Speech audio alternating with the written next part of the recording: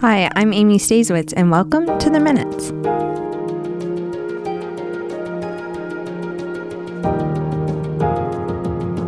Happy New Year. Thanks for listening today. It's great to have you along on The Minutes for the week of January 5th. This is a City of Thunder Bay podcast. The Minutes takes a look at what happened at standing committee meetings and city council meetings. You can find The Minutes wherever you get your podcasts, including our YouTube channel and our website, thunderbay.ca/theminutes. And don't forget to subscribe so you never miss an episode. This week, we had the Finance and Administration Standing Committee meeting.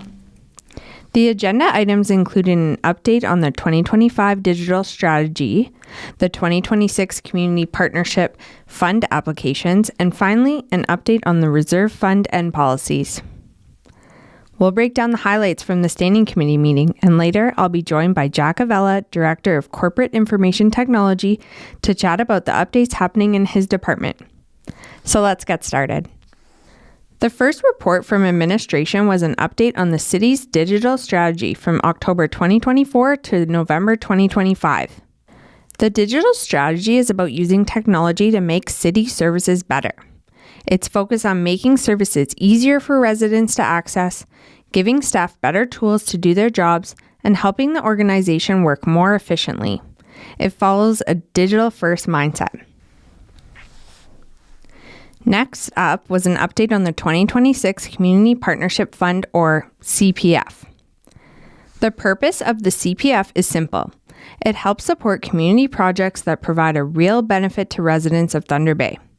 Each year, organizations can apply for funding to help bring projects to life. For 2026, the city received 2 applications. After careful review, the recommendation is to support the Our Kids Count with a grant of $450,000. So what is this funding for? Our Kids Count is planning a community hub located at Simpson Street and Mackenzie Street. This hub will include a kitchen for community programs and a central location for food access. The goal is to address food insecurity and poverty while fostering social inclusion and resilience. They anticipate serving around 1,200 people per day and preparing 22,000 meals annually. This project aligns closely with the city's strategic plan and the Community Safety and Wellbeing Plan. It promotes safety and well-being, strengthens our community, and creates opportunities for growth. The funding from the CPF would specifically go towards purchasing the building for the community hub, which is an eligible expense under the program.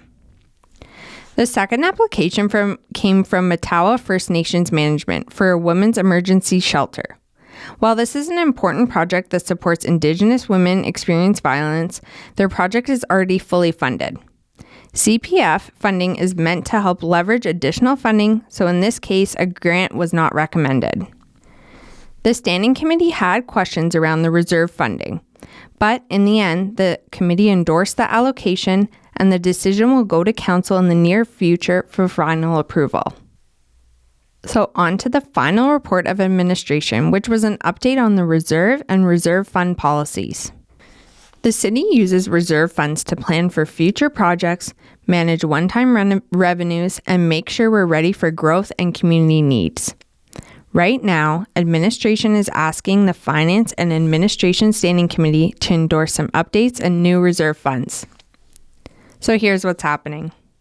First, several existing reserve funds are being updated. These include funds like the Capital General Reserve Fund, the Building Faster Fund, and the Building Permit Reserve Fund.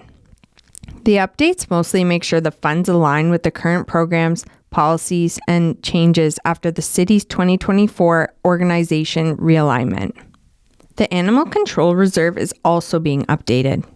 Previously, this reserve mainly supported a feral cat program, which no longer exists.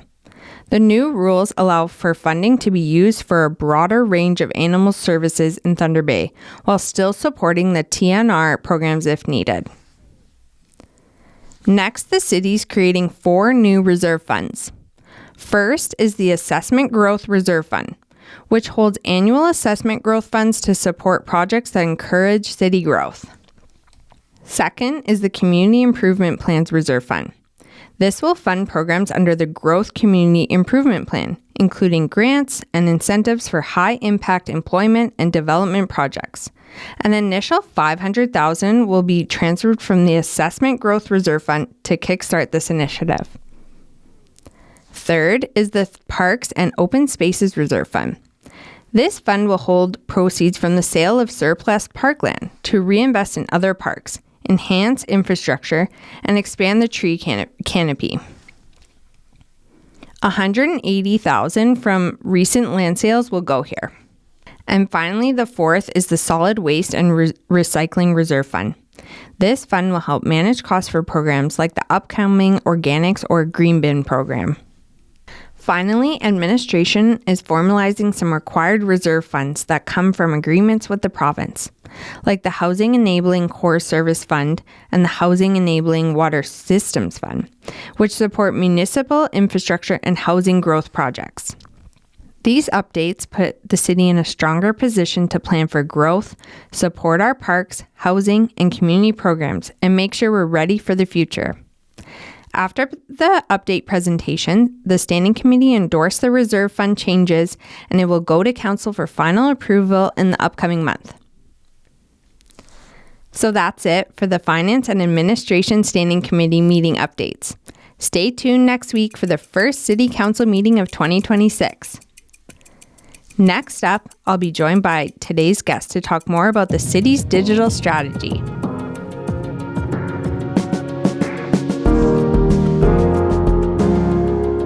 Okay, so today we're diving into the world that always is at our fingertips, the digital world. Technology touches almost every part of our lives, and here at the city, big strides are being made to make services more efficient, accessible, and user-friendly for everyone. I'm here in the Minute Studio with Jack Avella, Director of Corporate Information Technology, to discuss all the great things him and his team are doing. Hi, Jack. Thanks for stopping by. Good morning, Amy. Thanks for having me. Yeah. Okay. So this week at Standing Committee, there was an update on the city's digital strategy. So how did this all come about, and why should residents care about this? So it all started in 2019 with the Grant Thornton review. And essentially it told us that we weren't perhaps making the best use of technology, that we could look to invest in technology to make it easier for our staff to do work and easier for our citizens to interact with us. So we developed a strategy in 2021. And since that time, we've been implementing various projects within it. So it's really about making it easier for people to interact with us. So citizens want to be able to interact with us the same way that they bank or shop online. And so that's one of the primary objectives, is to try to make it easier for people to get things done with the city. Okay, yeah, it's true. Like I said, it's a digital age. So I know for my generation, I would never think to go in person to do something. I would just pick up my phone or... Right, but I mean, we also know that digital is not for everyone, right? Right. So as we revamp services or roll new services out, we're always going to have other channels that people can use to interact with us, such as phone or in person. Yeah, very true. So over the past year, what's a digital change that the city has made that people might be already using? Yeah, so one of the ones that come to mind right away would be if you're a transit user. We've got electronic fares now on the transit buses, so people have smart cards, and they can also go online and they could reload those smart cards. So you don't have to go anywhere to buy a card anymore. You don't have to have change with you or cash to ride the transit service. So it just gives people more options and more flexibility. Awesome, yeah. And a lot of people do use transit, right. So that's great. Absolutely. Let's talk about the paying bills. How does that all work with digital? Yeah, so we, in terms of paying bills, what we do have right now, what we've launched more recently is the ability for people to get their bill online. So you can get your water bill online now, and you can be emailed things like your childcare bill online. We have various payment options for building permits that have come online more recently, and we continue to work at getting other services up and running with payments online. You can get a fire permit, pay for it online. You can register for a program, recreation program, and pay online. These are all things that are more recent in the last few years that we've put in place. Right. And I hate to say parking ticket. I just paid one Of online. course, and I'm probably not remembering all of them. Amy. No, There no. have been quite a few, but yes, parking Yeah. tickets, of course. Another one that you can go on and pay online. Yeah, sadly. Yes. Yeah. Unfortunately. Yeah. Okay, so you talked about the many city services do still rely on paper and in-person visits, but why is moving services to online such a big improvement for residents of Thunder Bay and staff? Well, I think for residents, it gives you that flexibility. So you don't have to come and visit us when we're working, and you probably are working as well. So you have 24/7 availability. So it just expands or extends the window at which you can take your time at when it's convenient for you and interact with the city. For staff, what it's doing is it's changing the way we work. We're using technology now in a digital way so that we can, rather than just record work we're doing, we use it to facilitate work, right? So as work comes in, it comes in electronic, it's passed on to the next person that needs to deal with it electronic, and then it's passed back to either staff or citizens, depending on what we're working on, electronically as well. And people are able to get updates on work that's taking place and find out where their requests are at more easily. And we plan to do more of that as we move forward. Right. Yeah. Yeah, that's great. It's a change, but it's probably always evolving.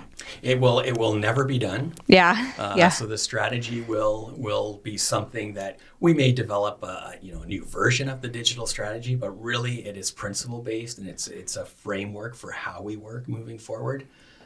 So the idea is that as we work and do things with our services, we think digital. Some people refer to it as digital first, but it's really digital consideration. Can we be doing this digitally versus manually? So we don't necessarily accept manual process by default. Of course, there will be manual processes still involved in the work we do, but it's questioned and it's justified. Right. Yeah. Yeah. Okay. So we haven't talked about this yet, but there's some new interactive tools that have been introduced on the city's website, one being the construction map. Can you explain a bit more about what this road construction map is? Yeah, so the interactive maps we've launched are really based on two different things. One is where is my nearest or how do I find something? And the other one is what's happening here. And so the construction map is a version of the what's happening here functionality. So it really is, it lists all the different road and capital facility projects that may be happening over the course of the year. And what's different is in the past with road construction, there would be a map that would be issued and it would just be all of the construction projects that are planned. The interactive map features updates. So you will see when things are starting, when they're underway, you'll see what roads, are closed based on actual construction happening at that time versus a point in time view. So people go in and update that information and you as a citizen will be able to go and look and have the latest information available to you. Okay, that's awesome. And isn't there another one, neighborhood services map? Yeah. So that's the sort of the technology that's based on where's my nearest. So based on a point that you either put on a map or a location that you enter, you're able to find different city services and points of interest that are close by. And then from there, you can drill down, you can you can plan routes to those places if you'd like. You can see what the hours of those operations are and get additional information. You can also do things like find out when your garbage pickup day is. Okay. So I know we have an app as well for that, but you can go on the map and type in your address and click on the map and it'll tell you when your pickups are. Right. I definitely use the recycling garbage app.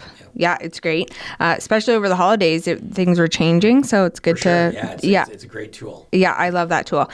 Okay, and there's another one that you've been working on, your team, the snowplow tracking map.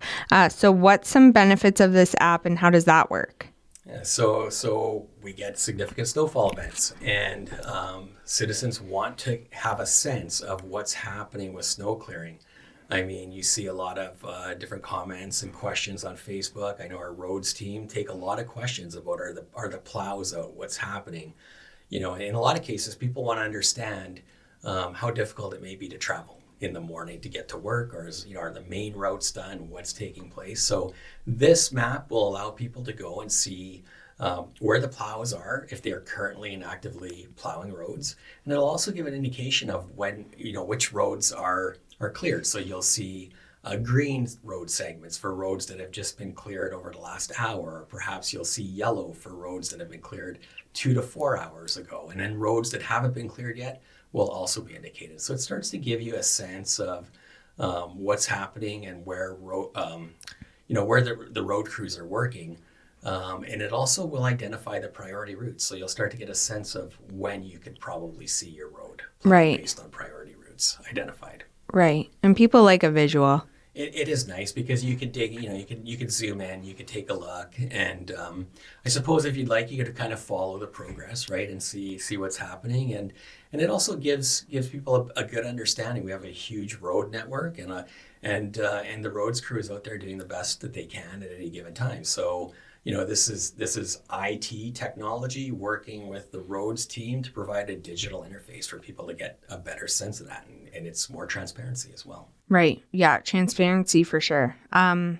Okay. So how do you know when these apps or really anything digital is actually being used? Like, is that being tracked? How does that work? Yeah, so we do look at usage. We can tell how many people have gone to the construction map or the neighborhood services map. We get some insight into what they're doing in those applications. Certainly where you're applying for building permits, residential building permits right now, we have those numbers. We see exactly how many. We can see how many fire permits people are going online to do and things like that, program registration. So we have all those stats and we get a sense of those online versus in person. So we get a good idea of where the progress is. And then sometimes you can see anywhere up to 80% uptake, right? And depending on what it is. And even, last night we kind of highlighted some newer services and that we're already seeing uptake. So that in itself helps us to understand that citizens want to see digital channels continue to evolve here at the city. Right. You mentioned new services. So what are some new ones that people could expect to see in this next year or so? Well, I know in the next quarter, you're putting me in the spot because there's a number. I'll try my best here. Yeah. In this next quarter, we are introducing tax e-billing. Okay. So people will be able to go on and request their bills be sent to them electronically. We are working on childcare services portal to allow parents to be able to go on and do account management. We have some park bookings that are going to be coming online at some point this year. We're doing some work with our bylaw licensing and enforcement services. I'm not sure that they'll be online by the end of the year, but certainly we'll be progressing to that where people will be able to go online and do business licenses and things of that nature more easily than they're able to do today. So there's a number of different things that are happening, and we expect that that's going to carry on for years. Yeah. So obviously AI is a hot topic right now. How is your department dealing with AI? Well, that is a great question, and the real focus on AI is generative AI, right? So that's where things have really progressed in the last few years, and it's not really a question of how CIT or IT is dealing with it, but really the corporation. So what we're doing is we have a working group, and one of our key things that we've been working on, and we're very close to launching for staff, is an AI guideline and procedures. So we want to ensure that whatever initiatives we are either already taking advantage of or that we're going to be taking advantage of, that we are doing so in a responsible way. And I think that we want to use AI with purpose. So where there is a need for it, we should look at integrating AI. So we're looking at different use cases. We've got a couple of different things. We're looking at how we may not, but how we may introduce a chat bot onto our website to help surface information, to make it easier for citizens to just pull up information without having to dive in and get through all the different screens to get that information. We're also implementing a roads and road condition and transit stop condition inspection app that'll be essentially some cameras installed on vehicles that will record cracks in the road, conditions of road, and transit stop maintenance issues. And that has an AI component in it as well. So we are dabbling in a few different things, but at the same time, we're still learning very much about it, and we're being cautious about how to use it. We have to always consider the security, our data security, the privacy requirements that this corporation has. We take that very serious. So the working group is going to finish this procedure, and then we're going to transition to looking at some use cases and how it can benefit the corporation. Right. And AI is just changing so much too. It's changing so rapidly that it's almost difficult to stay on top of it. But I think the key for us is to learn as much as we can, take advantage where it makes sense, and perhaps there's less risk involved, and then progress to using it more as we move forward. We hope that it's going to become a tool that is used by staff to make their work easier. Right. Yeah. Great info. Okay. So is there anything else you want to share with residents that we maybe didn't cover today? Yeah. I mean, I think that, for residents, just know that we are working towards some different digital services. I know at times it can appear, or you may be wondering, why is it taking so long? We're a large organization. We have a great breadth of services that we provide, and so a change in one area can typically mean that things change in another. So, just know that we are working towards being more digital as we move forward. Right. You're working hard. You're getting things done. Yeah. Okay, so that's a wrap for today. Thanks for so many updates, Jack, and for making time to chat with me today. Thanks, Amy. Great to be here. That's it for this week's episode of The Minutes. A big thank you to Jack Avella, Director of Corporate Information Technology, for joining us today. If you want more information about City Council agendas or minutes, visit thunderbay.ca/council. You can catch the minutes every week wherever you get your podcasts, on our YouTube channel or on our website at thunderbay.ca/theminutes. If you haven't already, hit that subscribe button so you never miss an update. Okay, that's it for now. I'm Amy. Have a great week, and thanks again for listening to The Minutes.